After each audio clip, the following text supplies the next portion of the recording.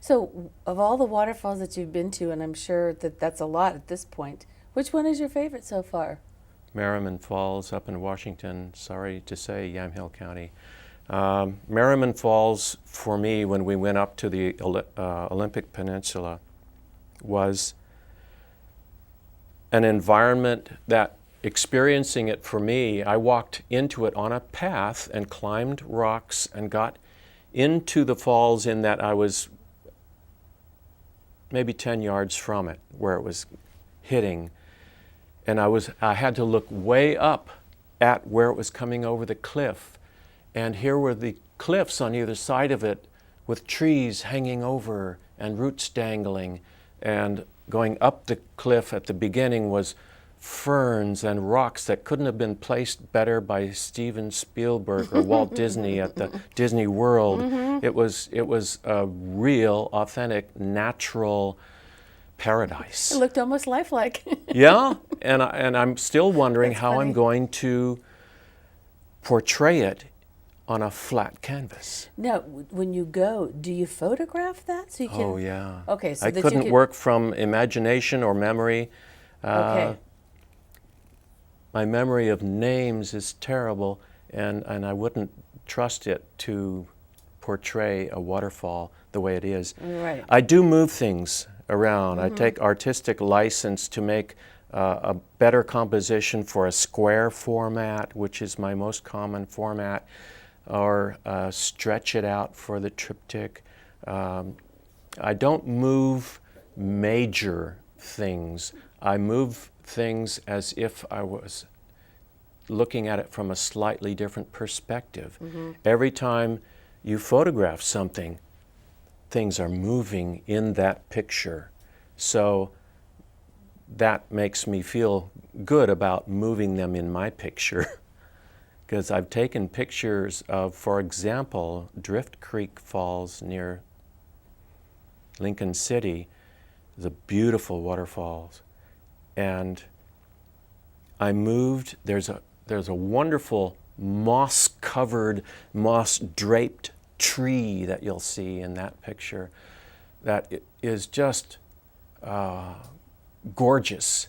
But I had to move it in a little closer so that it would be in the picture frame. And it looks perfect. It almost steals the show from the waterfall that's in the background from it. And there's rocks, boulders up close that are a little show stealing. There's so much to look at a waterfall, not just the waterfall, that I'm starting to pay closer attention to the plant life and depicting it properly so that people will recognize it's a fern. It's not a swish of paint. And more, I thought I was detail-oriented before, and now I'm finding that I have to slow down and take my time with some of these details that a lot of people will critique when they're looking at it, because people that go to waterfalls are very discerning about the wildlife around, the plant life. It would be like looking at a Western art of an Indian encampment and showing the wrong colors on the tents and the clothing. So I want to get it right. Do you want to take a look at some of the Oh yeah. CDs that you brought? This was an early landscape of mine. I had it actually at Artist Village last year in McMinnville. I love that one. And I That rushed sky. to finish that piece before the Artist Village, and got some critiques from fellow artists and improved it after. Really? Yeah, Okay, good. I improved some handling of the light and dark. This is wood burned on a plywood panel, I love that sky. That's so amazing. and the sky is totally washes as if watercolor using the acrylics in wash form. The change from the nighttime sky with the full moon to a sunrise. I saw that on my way on Roy Rogers Road on my way to Hillsborough one day, very early, and I didn't have my camera, and I came back around noon the next day and photographed it and taxed my memory on how that really looked, and that sheen, that shimmer, almost silvery shimmer on the wheat field that the moon was playing with. Really pretty. This is my first oil on canvas of this water series, and this is North Fork Wolf Creek, 15 to 20 miles. I haven't logged the miles. Inland from Seaside on Highway 26, and my wife and I stopped. She wanted to take some pictures, and we both have cameras, and I hopped out and fell in love with it. It looked so much like the Yaquina River where I used to live at Eddyville. It's as big as the Yaquina River, only it doesn't have a bay, possibly, where it dumps out, so it didn't get named river. It's a gorgeous river. This is very close to where that shot was taken. That's and pretty. I sometimes crop from my photography, and sometimes I add to it in that I add this snapshot with that snapshot with that snapshot, and I do way up above the trees to I see catch what you're a saying. piece Right, of right. sky. And this is North Fork Wolf Creek, where a very small creek came under the highway and came out of a culvert and was emptying into Wolf Creek. It was beautiful. This is Barth Falls. I'd never heard of it. My wife does all the research and discovers waterfalls, and this is near Jewell, Oregon. Klatskanai River, perhaps? And it was a wonderful waterfall on one side of this almost dragon alligator-looking head of almost shale rock in the center, and a fish passage on the other side. Oh, wow, okay. It was great. I love Interesting. the fish passages also. And then this is a triptych. This was my first version of Nehalem Falls. It was also off of Highway 26. You have to take that several miles, maybe 10, 12 miles, and then 9 miles up Highway 56, and then 8 miles up another road to Nehalem Falls State Park. And this is, I had first visited it in the summertime when there was barely a trickle. I don't know if any water was moving through the fish passage, but there was a little water coming over the falls and going down this like deep canyon of rock. And we came back in the fall. This is October, and it was just roaring through there. There was no canyon between the rocks. And this wonderful volcanic-like shapes that made the rocks with a canyon going through them, and it was full of water. It was roaring, and the sound is one of the things my wife loves best. It just clears the cobwebs.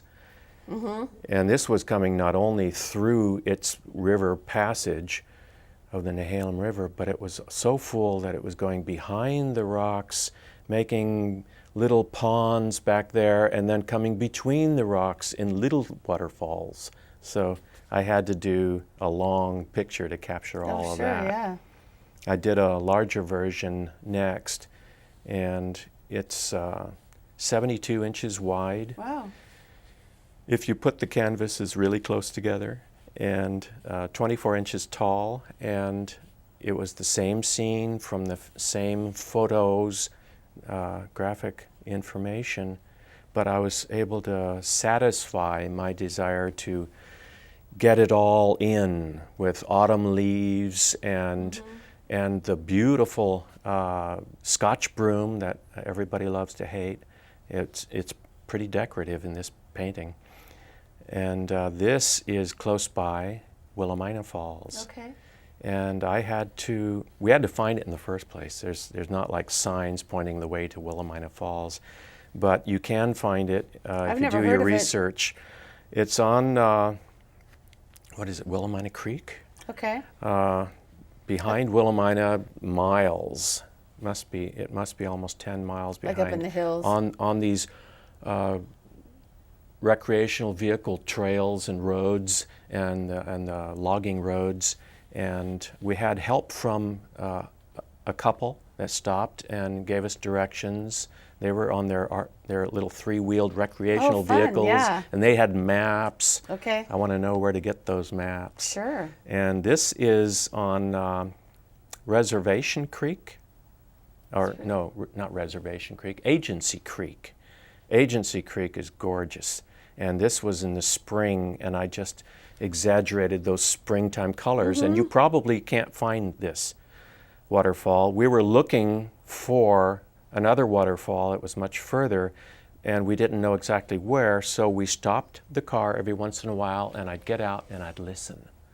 You can hear a waterfall. And I heard a waterfall, and so I went through the forest. About 30 yards was all, but you couldn't see it.